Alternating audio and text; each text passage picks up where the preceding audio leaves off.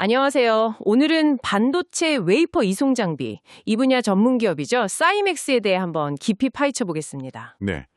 보내주신 그 1분기 보고서랑 분석 자료들을 토대로요.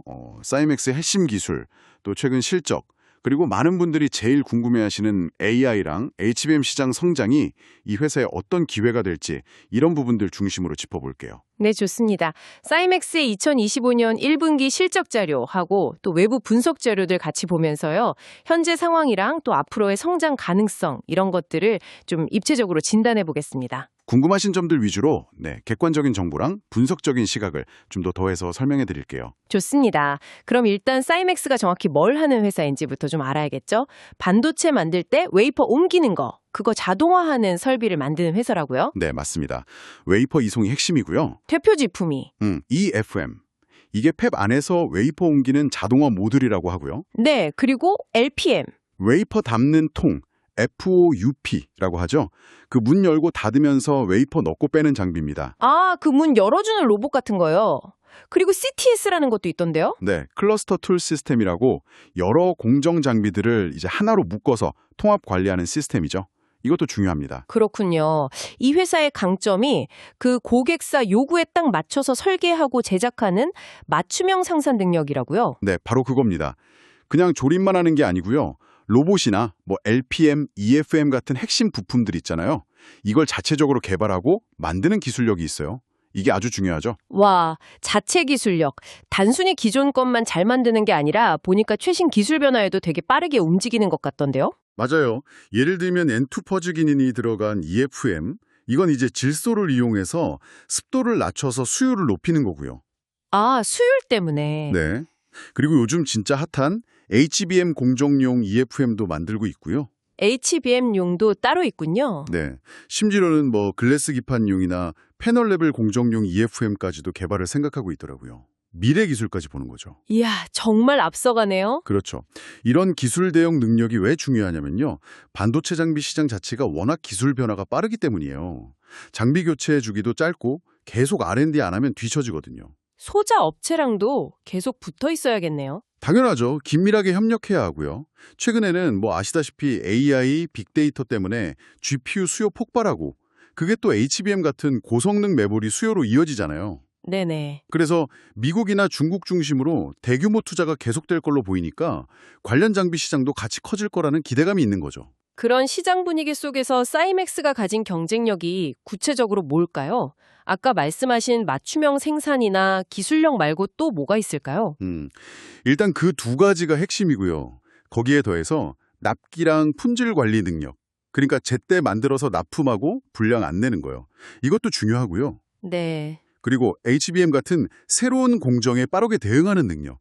그리고 또 하나 주목할 만한 게 CS팀 규모가 동종업계에서 제일 크대요. 고객 서비스 팀이요? 그게 그렇게 중요한가요? 엄청 중요하죠. 반도체 라인은 잠깐만 멈춰도 손실이 어마어마하거든요. 그러니까 장비 문제 생겼을 때 얼마나 빠르고 정확하게 해결해 주느냐가 고객사 입장에선 정말 중요해요. 아, 그렇겠네요. 그게 결국 신뢰로 이어지고 수주에도 영향을 주겠군요. 네, 맞습니다. 기존 고객 뻗잡고 또 신규 고객 유치하는 데도 분명 도움이 되죠. 물론 리스크도 봐야겠죠. 반도체 산업이 경기를 많이 타잖아요. 변동성이 크다는 거.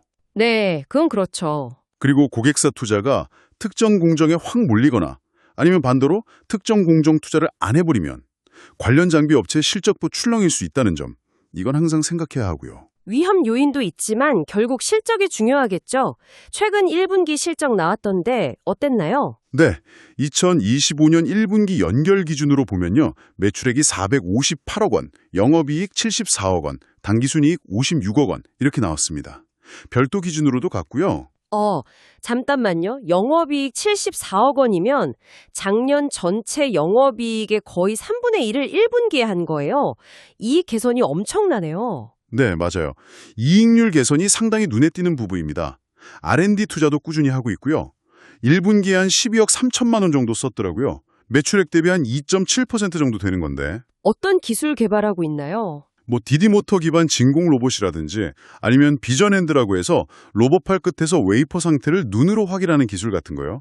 이런 걸로 원가도 낮추고 성능도 올리려고 계속 노력 중입니다. 그렇군요. 투자자분들은 배당도 궁금해하실 텐데요. 네, 배당도 꾸준히 해왔습니다. 작년하고 재작년 결산 배당으로 보통주 1주당 350원씩 현금 배당했고요. 벌써 9년 연속으로 결산 배당을 하고 있어요. 9년 연속이요? 주주 환원에 신경을 많이 쓰네요. 그러니까 연결 기준으로는 23% 정도, 별도로는 35%가 넘더라고요. 정관에 분기 배당 규정도 있어서 앞으로 분기 배당을 할 가능성도 열려는 있다고 봐야죠. 알겠습니다. 그럼 마지막으로 투자 관점에서 좀 정리해 볼까요? 뭘 좀 주의 깊게 봐야 할까요? 네, 외부 분석들을 종합해보면요. 역시 제일 중요한 건 반도체 업황 전체 흐름을 계속 보는 겁니다. 사이맥스의 수주 공시나 경쟁사들의 움직임, 또 환율이나 금리 같은 거시경제 지표도 당연히 체크해야 하고요. 네. 단기적으로는 좀 출렁일 수 있어요. 반도체 산업 특성상. 그렇지만 이제 핵심 전공정 장비 기술력이 있다는 점, 그리고 HBM 시장 커지면서 수혜를 볼 거라는 기대감, 또 내년부터 반도체 투자가 본격화될 수 있다는 점 등을 고려하면 장기적으로는 성장 가능성이 높다고 보는 시각이 많습니다. 오늘 사이맥스 정말 알짜 정보만 쏙쏙 뽑아서 살펴본 것 같습니다. EFM, LPM 같은 핵심 장비 기술력에다가 맞춤형 대응 능력, 또 HBM 시장 성장에 대한 기대감, 그리고 인상적인 1분기 실적까지. 물론 경기 변동성 리스크도 있고요. 네. 자, 이걸 다 종합하면 결국 기술력도 있고 성장 잠재력도 충분한 회사지만 투자는 늘 신중하게 여러 측면을 따져봐야 한다는 거겠죠? 정확합니다. 특히 사이맥스가 HBM 말고도 아까 잠깐 얘기 나왔던 글래스 기판이나 패널 레벨 패키지 같은 차세대 기술용 이송 장비 개발에도 힘쓰고 있다는 점, 이건 미래 시장 변화에 미리 대비하려는 움직임으로 볼 수 있어서 주목할 만하고요. 네. 마지막으로 한번 스스로 더 깊이 생각해 볼 만한 질문을 하나 던져보면서 마무리할까 합니다. 네, 어떤 질문인가요? 사이맥스가 가진 이 정교한 웨이퍼 이송 기술이 앞으로 반도체 말고 다른 첨단 산업, 예를 들어 디스플레이나 바이오 같은 분야로 어떻게 확장되거나 응용될 수 있을까요? 이 가능성을 한번 상상해 보시는 것도 꽤 흥미로운 탐구가 될 겁니다.